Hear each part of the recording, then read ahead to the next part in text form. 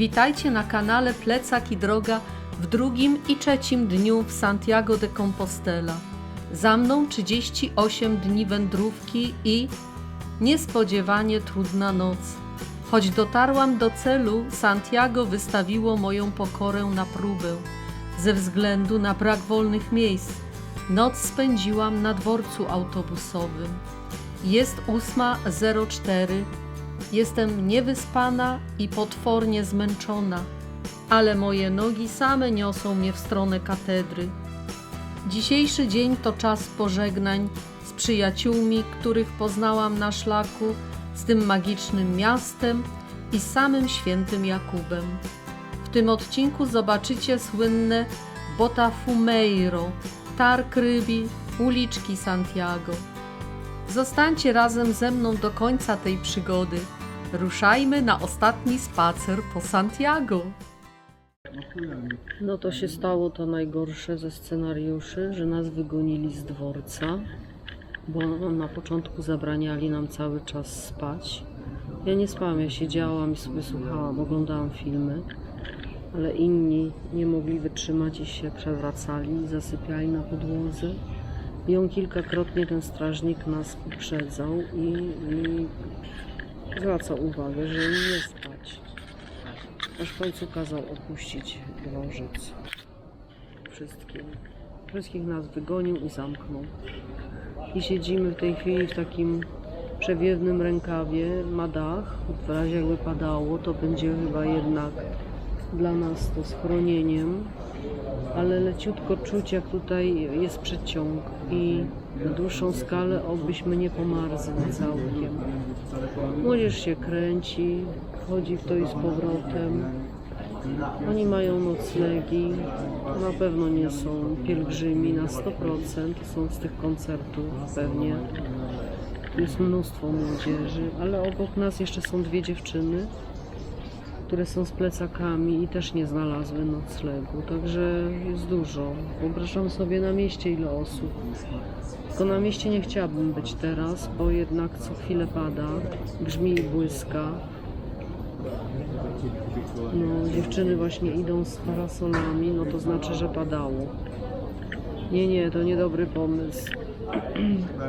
Więc co widać? Tylko młodzież, taka dzieciarnia, nastolatki.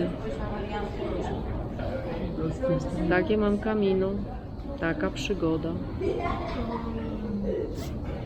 Nic na to nie poradzę. Tutaj się moja gwardia rozłożyła. Jeden chodzi, a tam stoją, widzicie. I tutaj jeszcze jedna osoba z nami, która jest w tej chwili w Ziegolerze, ale gdzieś spaceruje i ogląda dworzec, to tu, to tam. A tak wygląda ten rękaw. Ja siedzę po prostu przy filarze metalowym, dlatego bluzę założyłam, żeby mnie się zimno nie zrobiło.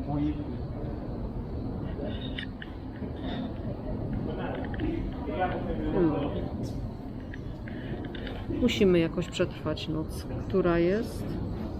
18 po północy. No to już coraz bliżej do świtu, bliżej niż dalej. To już jestem tutaj wiele godzin. No ale ja wiem, że ja spać nie będę, to jest 100%, że nie będę spała. Nałożyłam czapkę, żeby móc głowę opierać o ten metalowy słup. Tu jest jeden. Tyłem do mnie jest drugi. Tam dalej jest Tumek. A tam dalej są dwie dziewczyny. I to wszystko. Siedzę i oglądam koreańskie seriale. Magic. Przed chwilą szła grupa w kostiumach. Wracają z tego koncertu. Idą do tych pokoi, które były dla nas przeznaczone.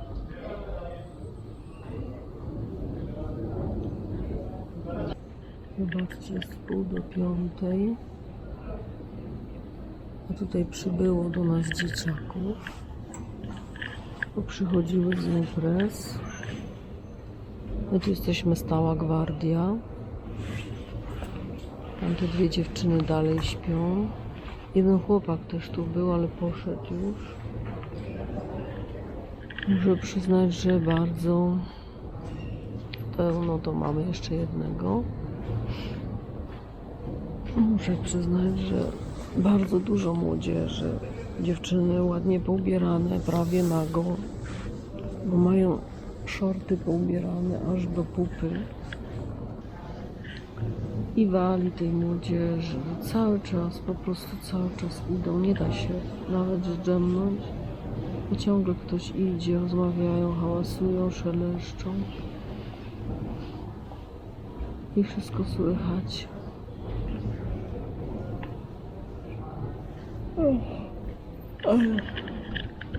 Wiecie co wam powiem? Był taki jeden młodzianik, odchmielony.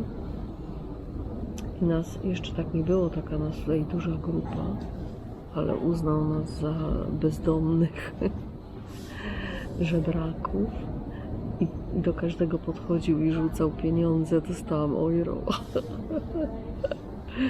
Takie coś w życiu jeszcze mnie nie spotkało, żebym spała na ulicy i żeby ktoś dawał euro. Ale autentycznie. O, tu jeszcze jeden. Młodziutki idą. Też po imprezie. No widzicie, jak ubrany. No to co, przesadzam, że prawie nago. A tymczasem... Bye bye. Mówiłam, która godzina? 4:30 jest dokładnie.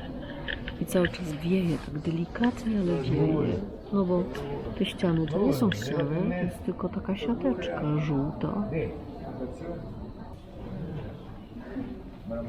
O, teraz piękna kolekcja. No i one nie ma końca.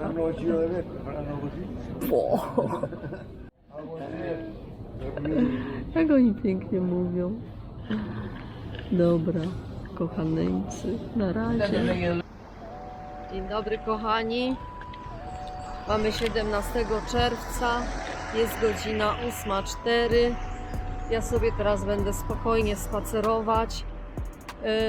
Wczoraj nie dostałam albergi, nie było dla mnie miejsca. Szukałam dość długo, nie znalazłam niczego. W końcu wylądowałam w turystycznym biurze. Tam zasięgnąć chciałam porady, pomocy. Te panie były bardzo miłe, chciały naprawdę pomóc, ale jak weszły na system, wszystko widziałam, to się same przeraziły i zdziwiły, bo ceny były astronomiczne, od 150 euro w górę. Tak, jestem w Santiago, jak widzicie, po raz pierwszy i jedyny mam słońce w twarz, a nie w plecy. No bo idę właśnie z dworca, na którym przesiedziałam całą noc w towarzystwie bardzo miłych panów, 2 Włochów i 1 Turka. I nie spałam w ogóle, oni spali. Oni się pokładli po podłodze. Ten Turek to miał nawet izomatę, więc on to miał najlepszą sytuację. Wyjął śpiwór i spał w śpiworze. Security co chwilę podchodził tam z tego dworca autobusowego, tam było cieplutko, bardzo fajnie, przytulnie i bardzo wygodne krzesełka. I tak bym mogła przesiedzieć bez problemu całą noc i byłoby fajnie. Ale niestety ten security wchodził co chwilę i zwracał uwagę, że tu nie wolno spać. A Turek niestety na ziemi się już rozlokował wygodnie pod ścianą. Ja siedziałam normalnie jak pasażer na krzesłach, a on się rozlokował. No i ciągle zwabiał tego security, aż w końcu się wkurzył i nas po prostu wyrzucił. Kazał natychmiast opuścić, on zamknął to wszystko na spust i tyle było z tego. Więc niestety większość nocy spędziliśmy w holu. Niby ma ściany i sufit tak ma, bo nie kapało nam na głowę, a padało. Ściany to nie były ściany, tylko to była siatka. Biało nam bez przerwy, naprawdę było zimno. Na początku jeszcze nie czuli, siedzieli odważnie sobie w krótkich rękawkach. Ja mi się od razu zimno zrobiło i się zaczęłam ubierać. Ale cóż, ten koncert dobiegł końca, wczorajszy. I ta cała młodzież około godziny 2 waliła jak durna, po prostu rzeka. Bez przerwy szli pijani, większość, niewyspani, jacyś w ogóle pogubieni, właściwie nie wiedzący co chcą. I powoli wokół nas zaczęły się te dzieciaki też kłaść. I cały ten flua, bo to łączący oba dworce, autobusowy i kolejowy, on idzie nad torami. No to cały ten flua nagle się powoli robił, powoli. Widzicie, jestem niewyspana, ja w ogóle nie spałam dzisiaj. Zaludnił się i autentycznie dziewczynki w takich miniuwach kładły się tak o na środku, po prostu. No cuda, co tam się działy, no szkoda opowiadać. Ale było na poziomie, nie było żadnych scysji, nie było żadnych krzyków, jakichś tych, po prostu towarzystwo pijane i śpiące. No, także było nas już później bardzo dużo. Jestem w tej chwili przy rondzie i chyba będę musiała nawigację wyciągnąć, ale jeszcze nie idę do albergi. Dopiero o 13:30 mogę upomnieć się o pokój mój zapłacony. Dzisiaj napiję się kawy. Nie piję już od lat, ale dzisiaj napiję się kawy. No bo co mogę innego zrobić? Jestem naprawdę bardzo śpiąca, a do 13:30 muszę wytrzymać. Dzisiaj miałam tyle planów, chciałam iść na mszę świętą. Wczoraj chciałam iść na mszę świętą, ale ja jestem bez przerwy z plecakiem, a oni do kościoła z plecakiem nie wpuszczają. Taki jest zbieg okoliczności, takie są wydarzenia, nie mam na to wpływu, niestety. Dobra, na razie wyłączam się i zaoszczam zmysły.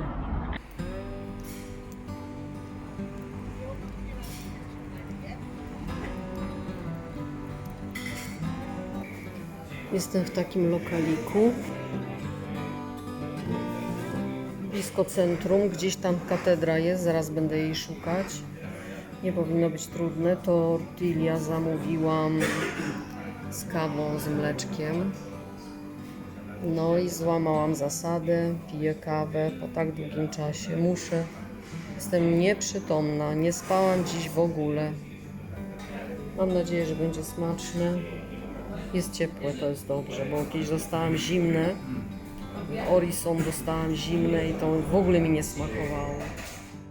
To już drugi dzień w Santiago. Jeśli chcecie poczuć magię tego miejsca i finał mojej 40-dniowej przygody, zostańcie na kanale Plecak i Droga.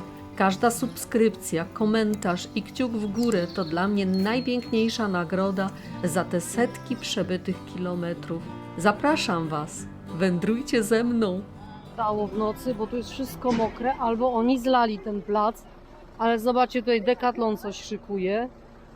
Nie mam pojęcia co. Tu jest nasza katedra. Zaraz podejdę gdzieś dalej, no będzie szpecić ten Decathlon. Katedra nieładnie wychodzi, jest bardzo w ciemnym miejscu, ale też tego nie zmienię i nie przeskoczę. Tutaj w tym hotelu, troszeczkę niżej, zaraz to sfilmuję, był nasz obiadek, bardzo smaczny zresztą. Ja tam podejdę. Do tego hotelu należy ta restauracja. Zaraz Wam ją pokażę. Troszeczkę musimy w dół zejść. Tutaj. Jeszcze parę metrów. Już ją widzę. Tak. I w środku jest bardzo ładnie, chociaż niepozorne wejście będzie. Zaraz zobaczycie. Całkowicie niepozorne. To jest ta restauracja. W środku przepięknie. Takie drzwi. Restaurante Encebre. I o godzinie 1 codziennie Pierwsze 10 osób dostaje obiad za darmo. Ja właśnie byłam w tej pierwszej dziesiątce. O tak to wygląda. I tu jest hotel do góry. A na górze też jest taras ze stolikami, parasolami. I nie wiem jak to jest patrzone, ale tutaj właśnie się to odbywa. To jest bardzo duży lokal.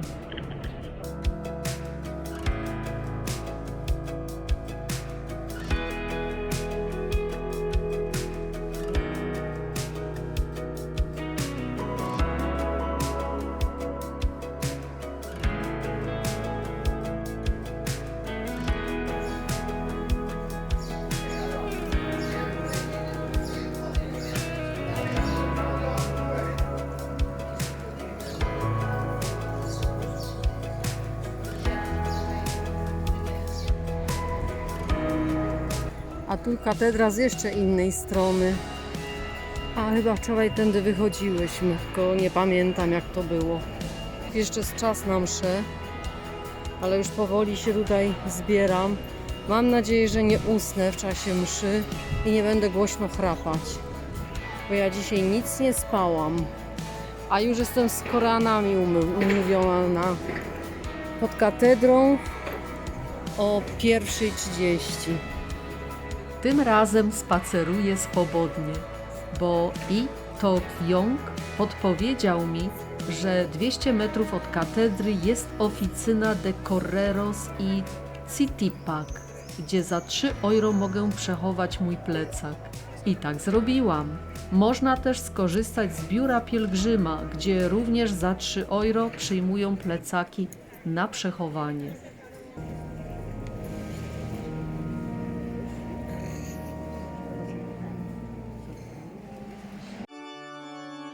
W murach katedry rozbrzmiewają organy, a nad naszymi głowami zaczyna dziać się magia. To Botafumeiro, najstarsza i najbardziej spektakularna latająca kadzielnica. Ma 1,5 metra wysokości, waży ponad 50 kg, rozpędza się do prawie 68 km na godzinę, a zapach kadzidła wypełnia każdy zakątek świątyni. Jej tradycja sięga XI wieku. Mówi się, że ten dym ma oczyścić dusze pielgrzymów po trudach drogi.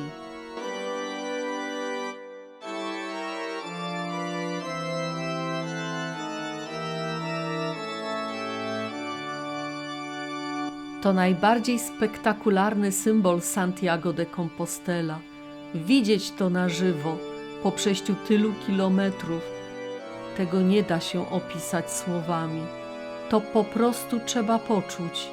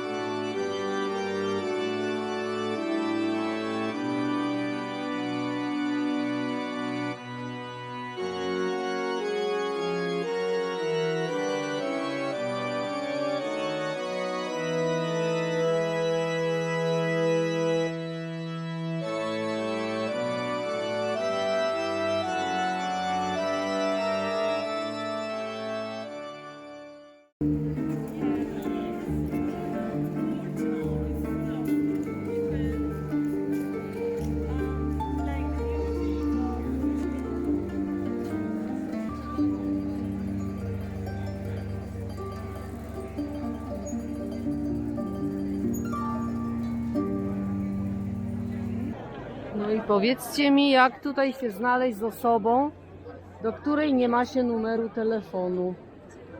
Nigdzie go nie widzę, a był na biało ubrany.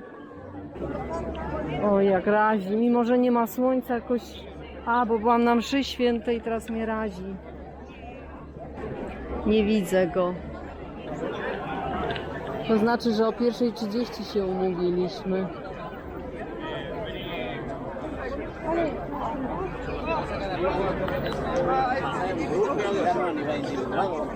Nigdzie go nie widzę. Ale mówione było pod katedrą, to lepiej jak stanę przy katedrze. Jak przyjdzie tej katedrze, naturalnie. Czy będę na darmo stała? Musimy gdzieś zobaczyć. Ja go nie widzę. Bo z tamtej strony wyszłam z kościoła. Jeszcze na pocztę poszłam odebrać mój plecak. Mam go już na plecach. Wszyscy filmują katedrę, a ja filmuję wszystkich. Nie, już tutaj każdy narobił tych zdjęć trochę. Ach, tu siedzi. To chyba on. A ja tutaj czekam, nie wiem czemu. Pod katedrą, no to stoję pod katedrą.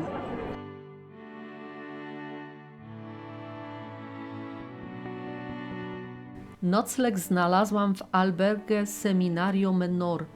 Cena 22 euro za jednoosobowy pokój. W tej samej alberdze nocowali i Tok Yong oraz Cho Man-suk. Bardzo ucieszyłam się z ponownego spotkania. To jest alberga, w której dzisiaj śpię. Tu jest recepcja. Dostałam kluczyk. I teraz na drugie piętro. Popatrzcie, jaki tu fresk. Piękny.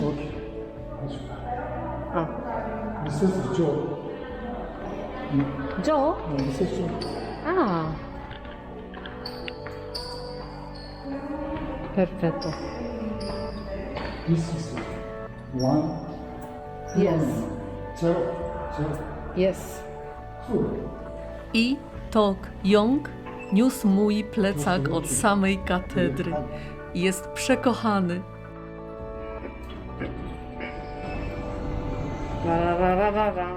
Spaceruję sobie po Santiago. A wchodzę tym wejściem, którym przyszłyśmy w pierwszy dzień. Poznaję je. Tak. A to ładne kółeczko zrobiłam. Idę w miasto, żeby synkom kupić prezent. Mam świeży akumulator, mogę godzinę nagrywać, więc ponagrywam Santiago. Tu jest, miasto jest położone bardzo górzyście. Tu nie ma niczego równego. Od razu powiem. Idę muszelkami, tak jak wtedy szłyśmy faktycznie. Poprowadzi mnie zaraz do katedry. Przynajmniej z wami idę, mogę z wami porozmawiać. Ela została w alberce. Okej, pochodzę po sklepach. Może jeszcze coś włączę. Jo znalazła rozwiązanie. Będę miała kakao talk. Perfekt. Patrzcie, jaką ucztę tutaj mi zgotowali. Owoców nakupowali, obżarliśmy się. Przed chwilą było sprzątanie stołu, bo było tego za dużo. I wino. Takie wino. Aba. 12%. Wow, ale jest bardzo słodkie, dobre wino. Dzisiaj kupowałam prezenty dla moich synków. Tu stoją zaparkowane grzecznie. Mansukso! Kije! Halo! Ja! Kamsamida! Kamsamida! Pali! Kakao talk! Kakao talk! 이거 카카오톡 등록했네. Ah. O, Oh, mam good. kakao talk! Patrzcie, jak my się porozumiewamy, pokażę wam. Tak to wygląda.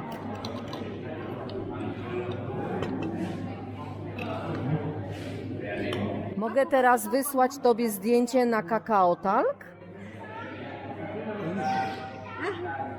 묵주 이런 거 샀지 뭐 다른 거 샀어?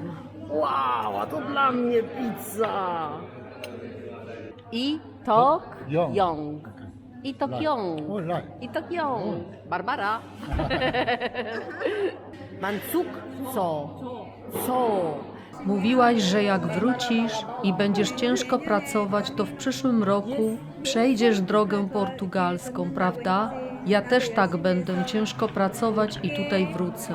Nie mogę obiecać na 100%, ale będę się bardzo starać, żeby tu znowu przyjechać. Kocham cię, kocham cię, kocham cię. Odwiedź nas kiedyś w Korei. Ja też, kiedy Barbara wróci, będę ciężko pracować i zarobię dużo pieniędzy. Proszę, koniecznie odwiedź nas w Korei. Dziękuję bardzo. Dziękuję.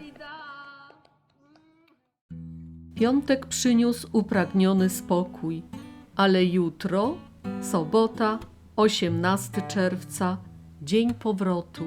Ostatnie śniadanie w moim magicznym Santiago.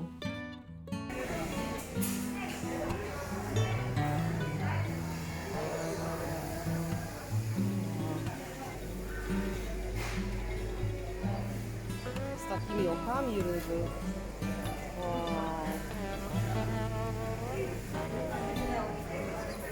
Polowanie na ryby.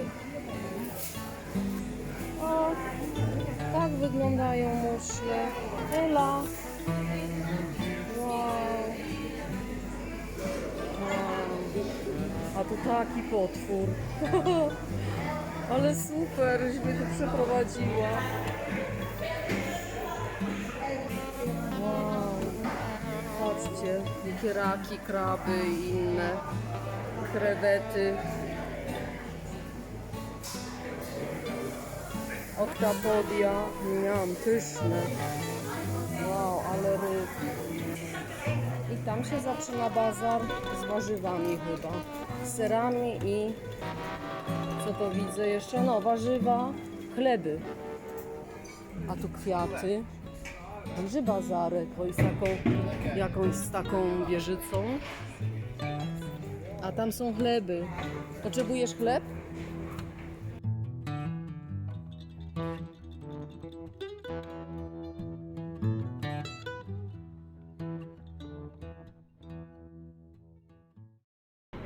Jestem w autobusie 6A i jadę na lotnisko w Santiago de Compostela. Troszkę pofilmuję przez szybę. Zobaczymy, co z tego wyjdzie. O, ale bierze ostro zakręty.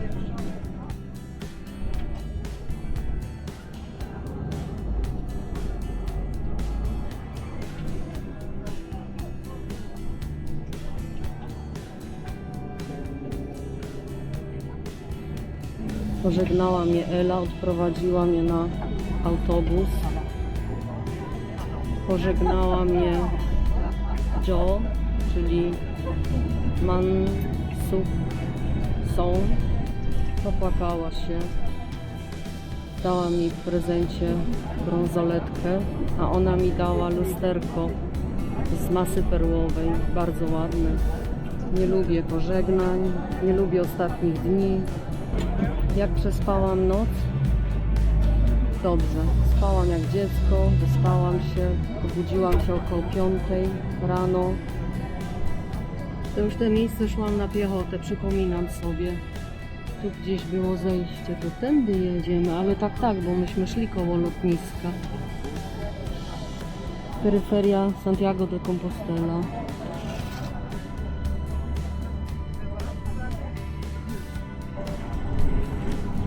Dzisiaj jest 18 czerwca. Jest godzina 13:43. Ja mam samolot o 17:45. No to dobry czas mam. Powinnam zdążyć.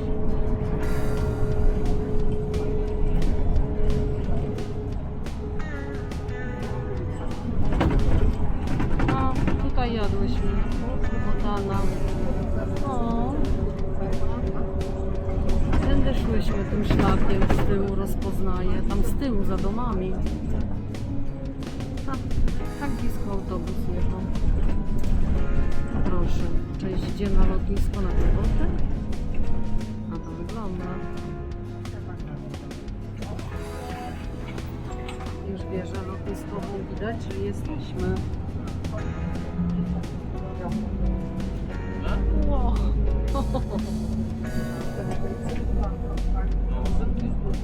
No to gdzie on jedzie? Tu jest lotnisko. A, widzi tato?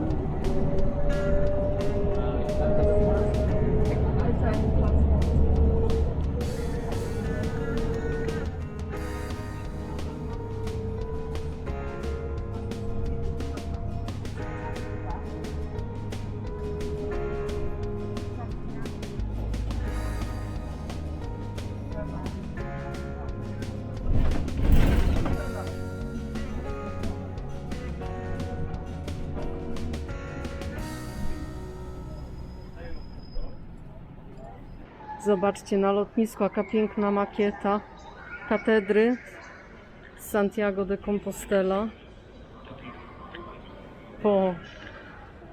Ale pięknie zrobione. Przejdźmy się dookoła. No, jestem na lotnisku, tak. Z tej strony. Piękna budowla. Wow. Z takimi detalami. Tak, od tej strony szłyśmy. I tu w dół. Wow. I tutaj grają właśnie na tych kobzach. Tu. To naturalnie zrobili tylko przekrojowo jedno. No i takie schody. Tędy nie wchodziłam do katedry. Jeszcze raz. Jakie to wielkie, prawda? Mój plecak grzecznie czeka. Mam godzinę czekać do odprawy. Nie mogę wcześniej. Tak, szłyśmy dookoła.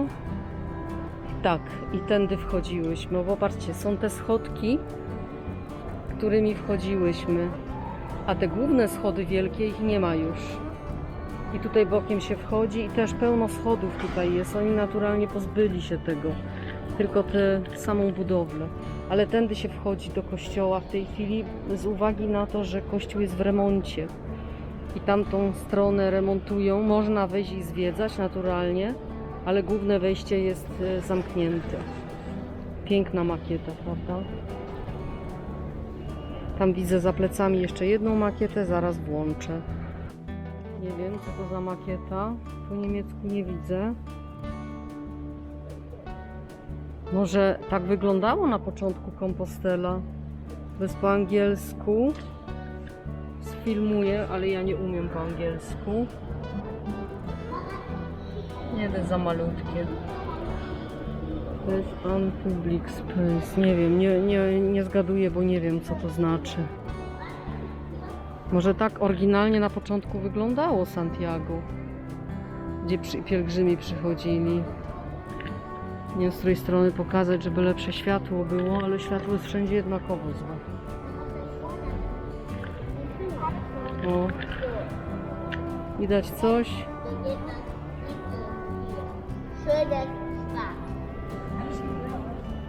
To był gród taki.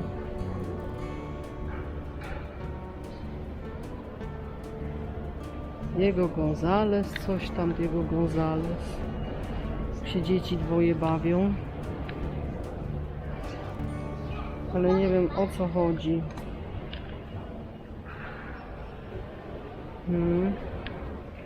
Jest takie zrobione miejsce, gdzie można sobie odpocząć i czekać na swoją kolej.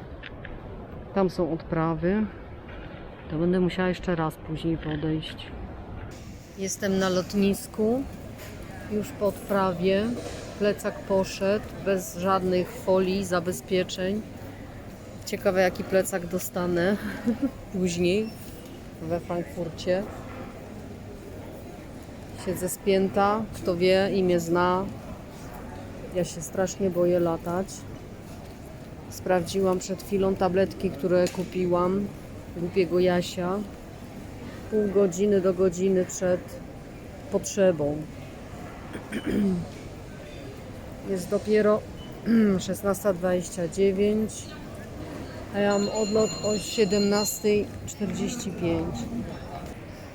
Tak, tutaj przy mnie siedzi dużo osób.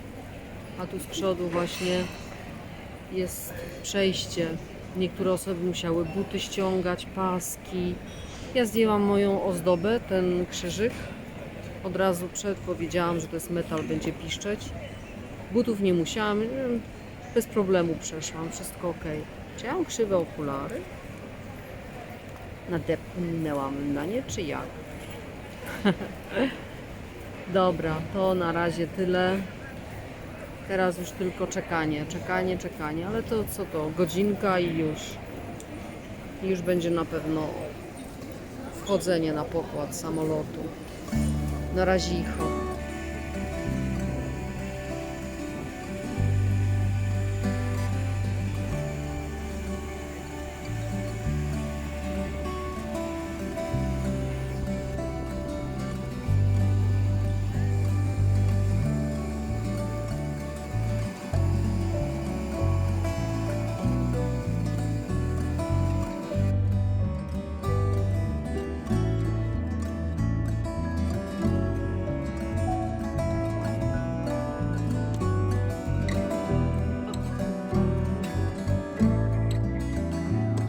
Stoi nasz samolot, ale zobaczcie, co tutaj na niebie się dzieje.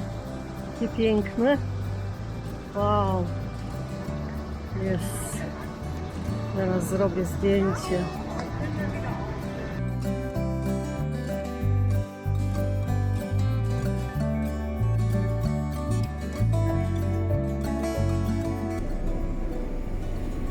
Jesteśmy w Frankfurcie am Main. Przyjechałam tu, żeby przyjąć połączenie. Czekając w tamtym Frankfurcie 4 godziny czekałam, nie było autobusu. I normalnie jestem tutaj cudem.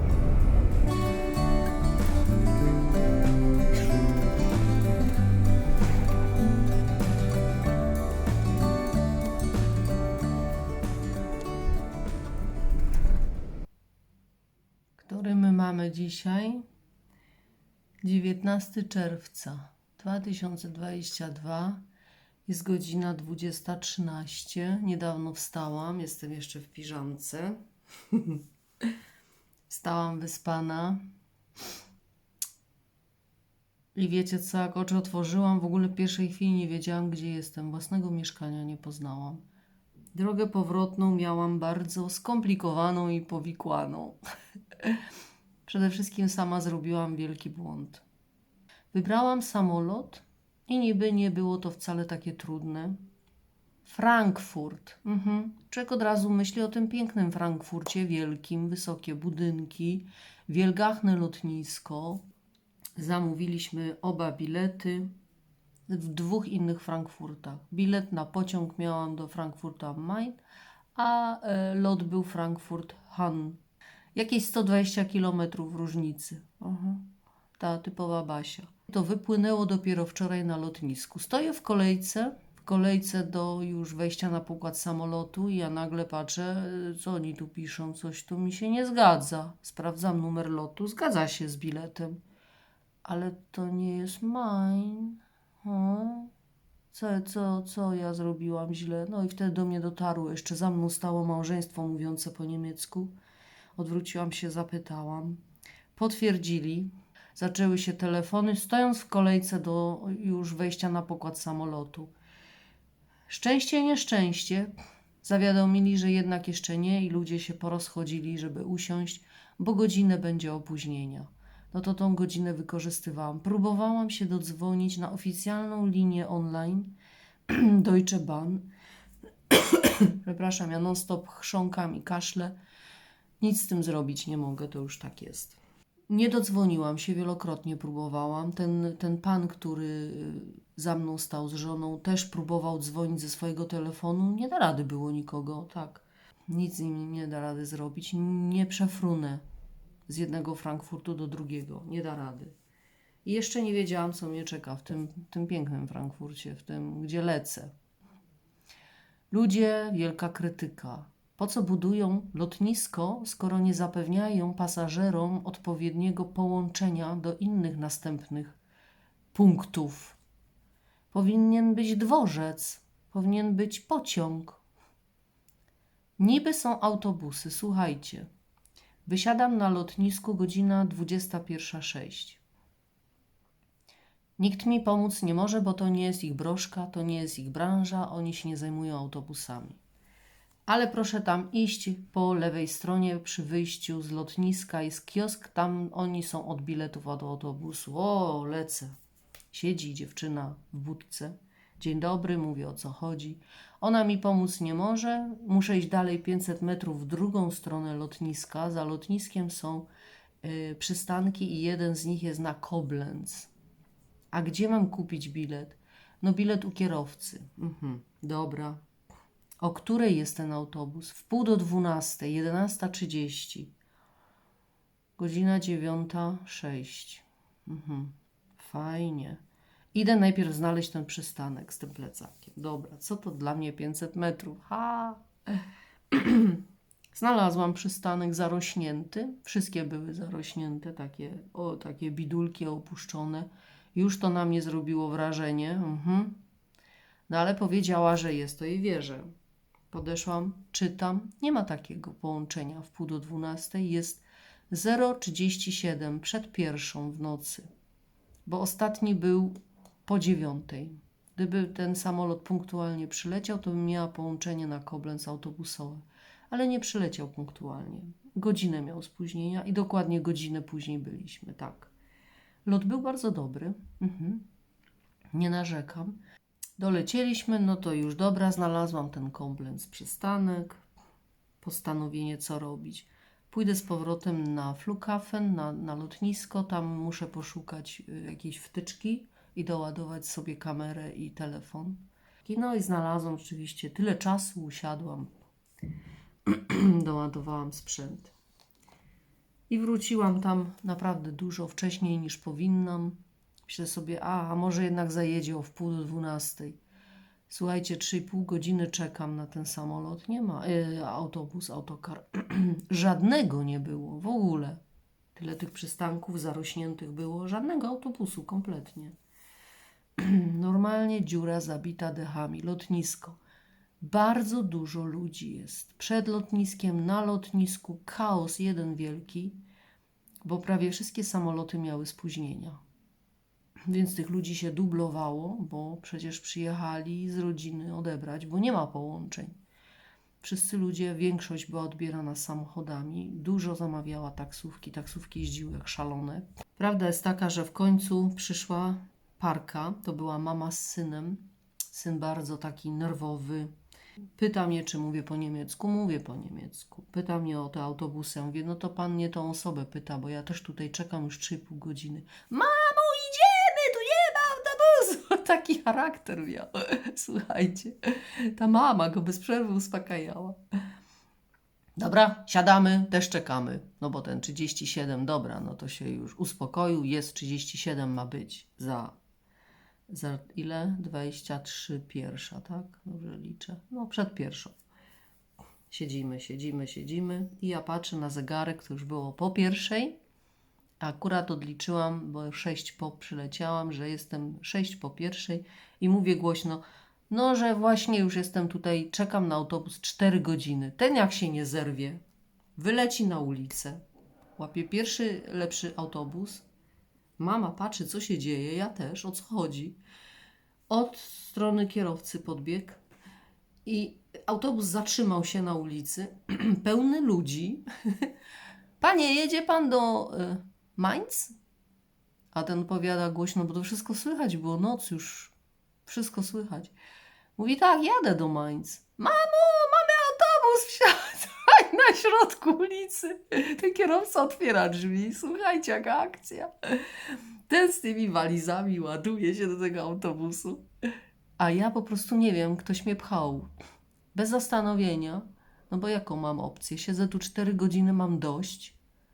Idę też do tego autobusu, do Mainz. Nie do Koblenz.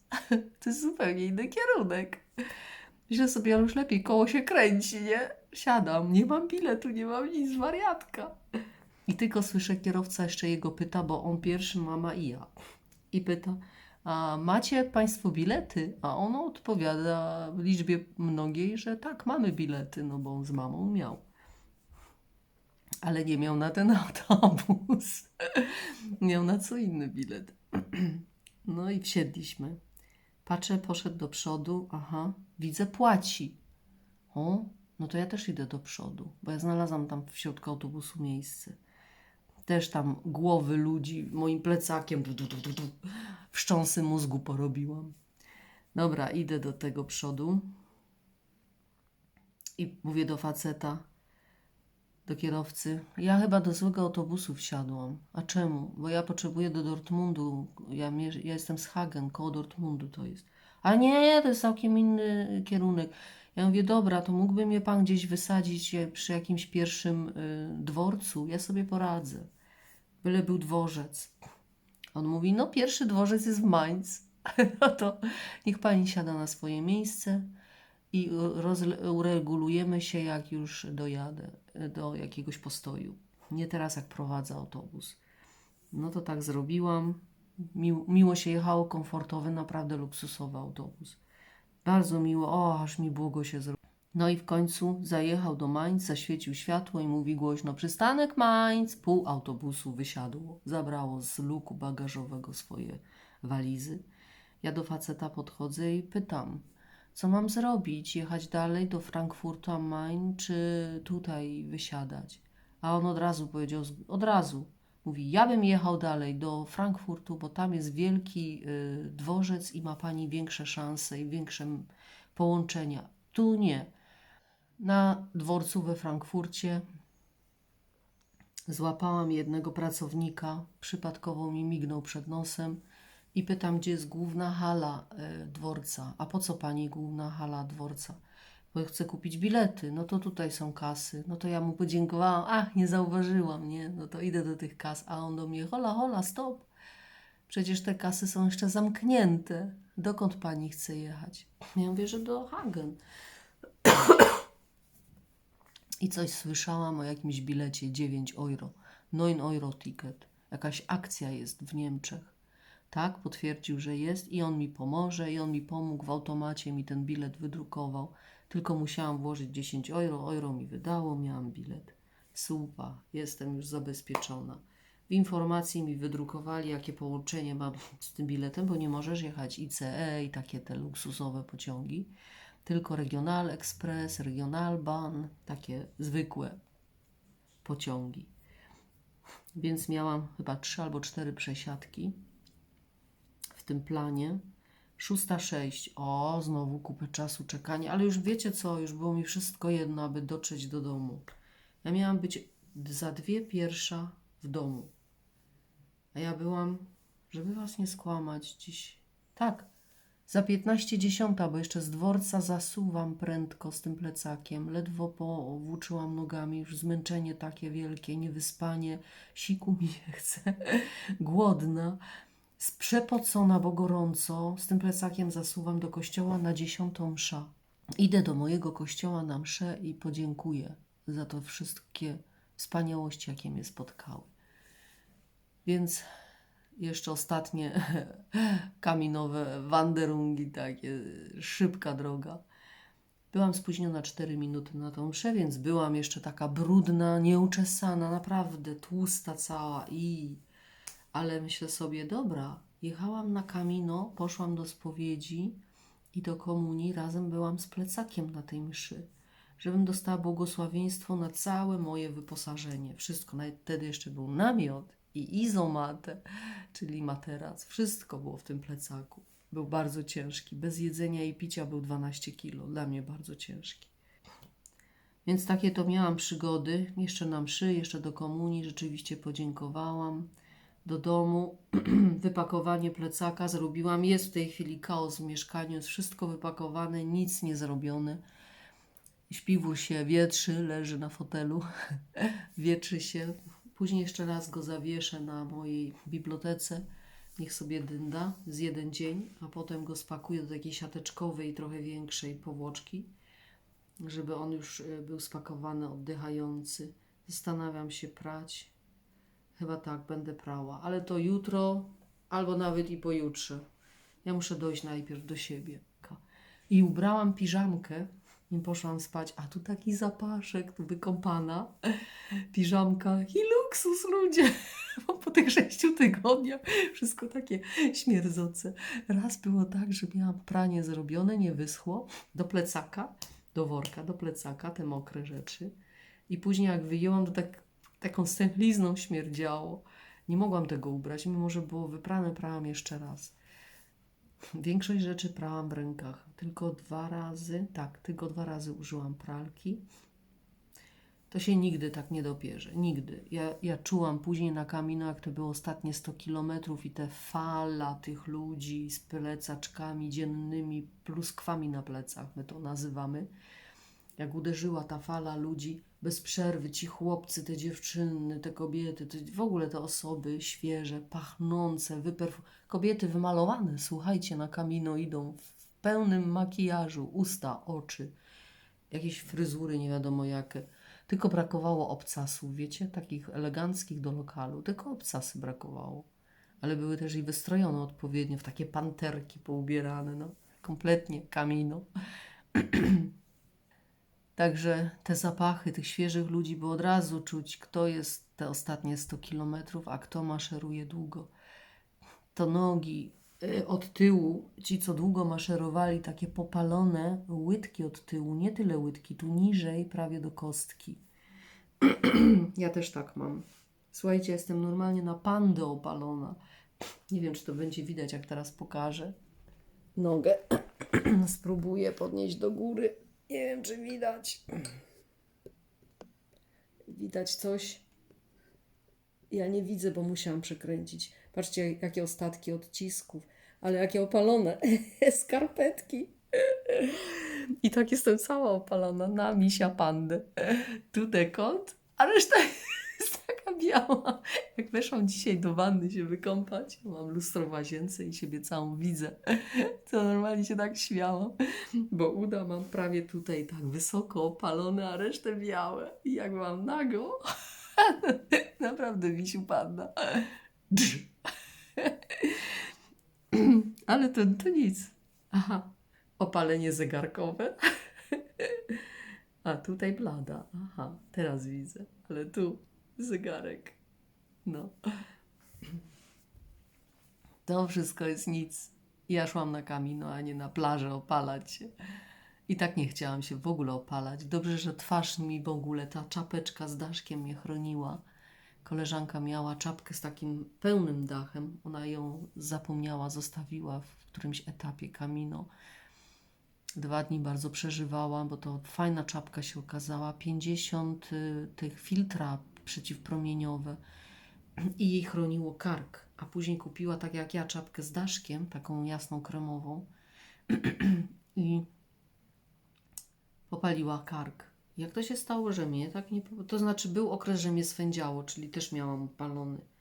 Ale wiecie, ja miałam ten kucyk cały czas, włosy związane, czapka, daszek. Ja czułam cały czas cień na twarzy. Także, no popatrzcie, to jest normalnie, to jest moja stała plamka. No, a może i jestem śmiesznie opalona, ale ja nigdy na to nie zwracałam uwagi. Ja nie jestem z tych takich, o, pryszczyk, o, katastrofa. Nie jestem. Jeszcze Wam zapomniałam powiedzieć, że jak byłam na tym dworcu we Frankfurcie, już tym prawdziwym, ja tak to powiem, prawdziwym, tym, o którym od początku myślałam, że lecę. Ja byłam już tak zmęczona, mi się siku zachciało, normalnie toaleta, podróż, nie? Kupiłam taką bagietę wielką, bez namysłu 4 euro. Tam było jajko na twardo, Putenfleisch, to znaczy mięsko indycze, sałatka, ogórek kiszony, no pyszności. Jeszcze się zastanawiałam, jak ja tą bagietę zjem, a będę jadła na cały dzień, mam jedzenie. Słuchajcie, jak już siedziałam na peronie, to zjadła. Tak byłam głodna. Nawet nie wiedziałam, że jestem głodna, ale wrócę do tematu. Stoję, gdzie są toalety? Zaczęłam szukać po całym dworcu. Taki wielki dworzec, nie ma toalet dla klientów, dla podróżnych, jak to? idzie fasior z wiadrem i coś tam zmywa. Przepraszam bardzo, dzień dobry, mógłby mi pan powiedzieć, gdzie są tutaj toalety? On tak na mnie patrzy z góry na dół, głupia jakaś, czy co? Tu? A ja stoję koło toalety i jej w ogóle nie widzę. Taki człowiek jest zakręcony, naprawdę. To się sama z siebie śmiałam, bo mnie tak zmierzył z góry na dół. Ja se ze mnie robi, czy co? Stoi koło toalety. Tu jest toaleta. To taka dygresja na marginesie. Chciałam takie podsumowanie zrobić. To jest jednak strasznie dużo opowiadania. Będzie mi chyba łatwiej mój głos podkładać, jak będę filmy skręcać. I tam będę głos podkładać. Bo to jest bardzo duży materiał. Jak tu zrobić podsumowanie, kiedy jest taki natłok myśli, codziennie się dzieje. To nie jest tak, że idziesz do pracy, zjesz swój lunch, wracasz do domu, wypierzesz, ugotujesz, posprzątasz, idziesz spać i ciągle ten cyklus i te dni się robią takie jałowe, długie, nudne. Tam się cały czas dzieje. Ja się na razie żegnam. Nie wiem, co chciałam powiedzieć. Jak sobie przypomnę, to się nagram. I to już wszystko, co przygotowałam dla Was z tej wyprawy. Jestem już w domu. Emocje powoli opadają, a ja w końcu mogę odpocząć we własnym łóżku, o którym tak marzyłam, śpiąc na dworcu czy w albergues. Patrzę na mój plecak, który stoi w kącie. Teraz wydaje się taki lekki, choć jeszcze kilka dni temu czułam w nim każdy przebyty kilometr. Powrót do rzeczywistości nie jest łatwy, ale wracam jako inna osoba, silniejsza, spokojniejsza i z przekonaniem, że bariery istnieją tylko w naszych głowach. Czy to te na szlaku, czy te związane z lękiem przed lataniem. Dziękuję Wam z całego serca, że towarzyszyliście mi w tej wyprawie. Wasze kciuki w górę, subskrypcje i każde dobre słowo w komentarzach były dla mnie jak dodatkowy łyk wody na najtrudniejszych podejściach. To była nasza wspólna droga. Choć rozpakowałam plecak, sercem wciąż jestem na szlaku. I wiecie co?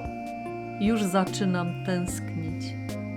Dlatego nie żegnam się na długo. Już wkrótce na kanale Plecak i Droga ruszamy razem na nową trasę. Przed nami serial Camino Portugues. Dziękuję, że jesteście. Do zobaczenia w kolejnym odcinku. Ultreja! Buen camino!